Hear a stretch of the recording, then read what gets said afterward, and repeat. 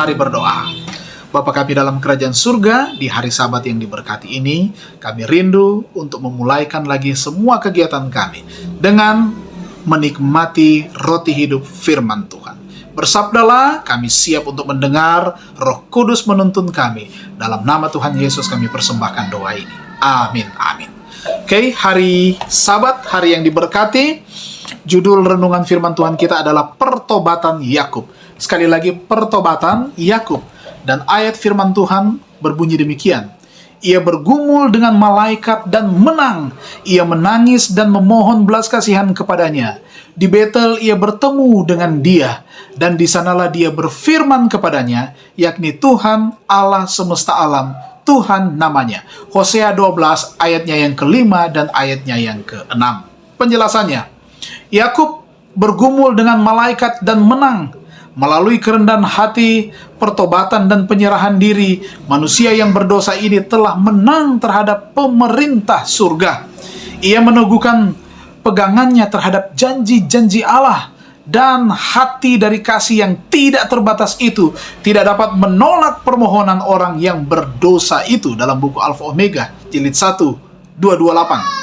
Namun demikian, sejarah hidup Yakub adalah satu jaminan bahwa Allah tidak akan membiarkan begitu saja orang-orang yang telah ditipu ke dalam dosa, tetapi telah kembali kepada Tuhan dengan pertobatan yang sejati.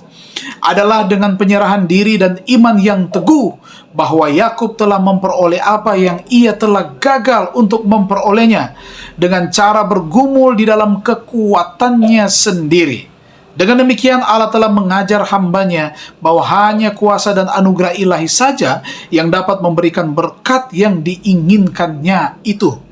Demikian pula akan jadi dengan mereka yang hidup di dalam zaman akhir. Apabila bahaya-bahaya mengelilingi mereka dan rasa putus asa mencekam jiwa mereka, mereka harus bergantung hanya kepada jasa-jasa penebusan itu. Dengan diri kita sendiri kita tidak dapat berbuat apa-apa. Di dalam keadaan kita yang tidak berdaya dan tidak layak, kita harus berharap di dalam jasa-jasa juru selamat yang telah tersalib dan telah bangkit lagi. Tidak seorang pun akan binasa bila mana mereka berbuat hal ini. Catatan yang panjang dan gelap tentang segala kejahatan kita ada di hadapan mata Allah. Catatan itu lengkap.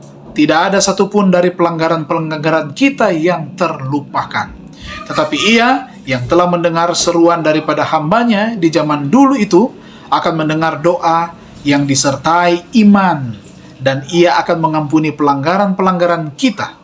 Ia telah berjanji dan Ia akan menggenapi firman-Nya itu.